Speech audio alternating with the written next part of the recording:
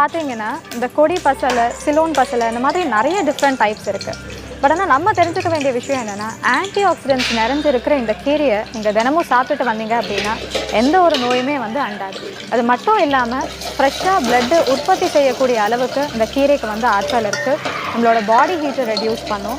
இதில் இருக்கிற ஃபைபர்னால கான்ஸ்டிபேஷன் வராமல் ப்ரிவெண்ட் பண்ணும். அது மட்டும் இல்லாமல் குழந்தைங்களோட டைஜஷனுக்குமே வந்து ரொம்ப ஹெல்ப்ஃபுல்லாக இருக்கும்.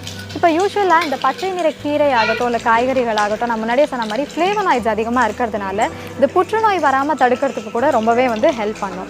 அது மட்டும் இல்லாமல் இந்த கீரையில் வந்து நிறைய நியூட்ரியன்ஸ் இருக்குது. ஸோ நீங்கள் வந்து இந்த கேலரிஸு, கார்போஹைட்ரேட்ஸ் இந்த மாதிரி கவுண்ட் பண்ணணுங்கிற அவசியம் இல்லாமல் இதை சேஃபாக வந்து நீங்கள் நிறையாவே வந்து கன்சியூம் பண்ணிக்கலாம். ஏன்னா அதில் வந்து ஆல்மோஸ்ட் எல்லா வைட்டமின்ஸ் அண்ட் மினரல்ஸும் வந்து உங்களுக்கு ஈஸியாக கிடச்சிரும்.